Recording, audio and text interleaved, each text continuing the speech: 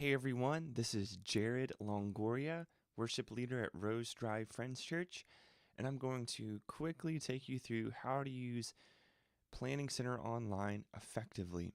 We're going to be going through Planning Center's desktop app together now, but know that you can also use their Android or iOS app for your smartphones. The information I go over here will largely be transferable to those applications. First thing, you're going to want to open your email. You'll find an email from me inviting you to be a part of a worship service at Rose Drive.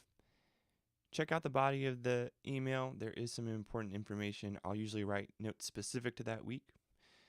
Here you see a link to Dropbox with some helpful PDFs on how to read our charts and vocal assignments. I'll do a separate video that explains that though. Scroll to the bottom of the email. You'll find all of the information about the service that you've been invited to. So here you see the service times you've been invited to, 9 a.m., 10:30 a.m., as well as the rehearsal times that you've been invited to. I've already confirmed to be a part of the service. If you just get the email, it'll actually say accept or decline. You don't have to do that here on the email. Instead, what you can do is click View Plan, and you'll be taken to Planning Center Online's website. Here is the service page of Planning Center Online. And what we'll do right now is go left to right, top to bottom. I'll explain everything on here.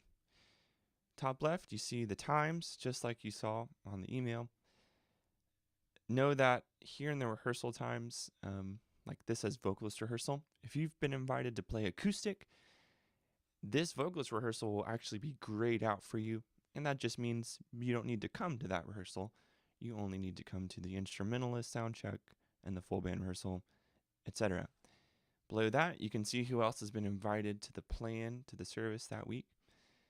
Here at the very bottom left, you'll see plan attachments. Here is the stage layout attachment.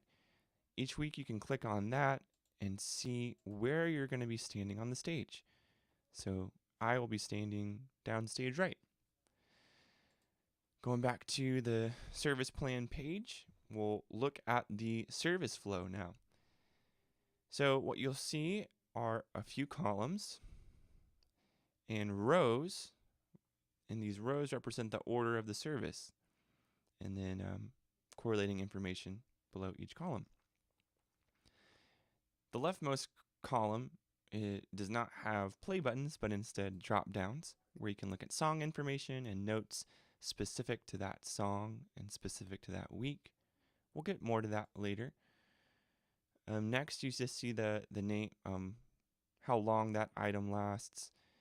Then you see the name of the item. Below that, here where it says trigger next on last LR or let ring. Those are notes, again, specific to that week that I add. This specific note that I'm hovering over now pertains to the person running Ableton Live, but notes can sometimes apply to vocalists or different people. For instance, here in the welcome prayer, it says vamp 4, 8A, F sharp minor 7, D2. That's for all instrumentalists. They'll be vamping a 4-bar vamp with those chords during that welcome. So it's important to read those notes. And we'll move to the next column, next group of columns actually, and you'll see that these are note columns, and they have notes about each song regarding that topic. So there's band notes, there's vocal notes. And if you're not seeing those, that's because you need to hover over this white rectangle with a blue ribbon and enable the various note categories, the ones that will be pertinent to you specifically. So if you're a vocalist, you'll want to select vocals, so on and so forth. And again, under these vocal notes, you'll see who's singing lead, who's singing tenor, alto, all that good stuff. Really important to have these notes enabled. The last few columns are your attachment column, where you can hover over each row, this gray box, and see what attachments for that in that song. The last column is the note column, and these are the same notes that are found here in these columns. It's the same notes found when you drop down. Just another place you can look at them. You can hover over these manila-ish color boxes. So that's your service flow. Those are your service notes. Next thing we're going to talk about are your rehearsal tools. When you hover over Rehearse, you'll see you have a music stand, a media player, and a download all PDFs. If you want to print stuff out, you'll want to download them all. If you just want to look at the charts and listen online, then use a music stand and the media player. So I'm going to open the music stand in a new tab, and you can see that you can look at each chart for that week. Really cool. At the bottom right, you have some tools to use with the music stand. The first one is an annotation tool where you can make notes and make highlights, maybe about where you come in with different parts.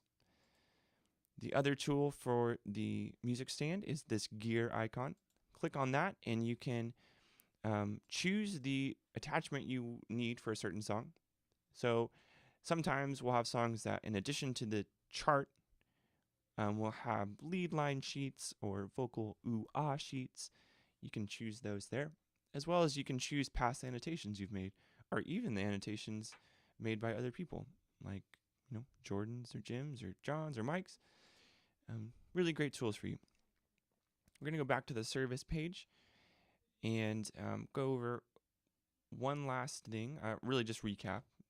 So you have your service times, you have who's in it, you got your plan attachments, service flow, all your notes, and your rehearsal tools. Please avail yourself of these resources. We try to make them as accurate and as helpful as possible. And the last thing, though, we'll go over before this video ends is your profile. If you go to the top right, you can click on your profile. And here you can do some pretty cool stuff. You can add block out dates. So if you know you're going to be gone 1 week, you can block them out, which is really helpful to me when I'm trying to plan you to play. As well, you can create preferences. If you only want to play twice a month, you can say, I only want to play up to 2 times per month, which is pretty cool. The next thing of importance is the communication drop down. And what you have here is a chance to reset your password. And most importantly, you can enable text notifications by putting in your cell number, actually putting your cell number up here, and your wireless carrier. If you don't check your email a lot, this is a great thing for you, because whenever you get invited to a service, you will get a text letting you know that you've been invited. So now, last thing I'm going to do is go to the home page, the plan home page. And if you have multiple services you've been invited to be a part of, you can go up here and you can toggle between the different services you're a part of. Hope this email has been helpful to you, and looking forward to worshiping together.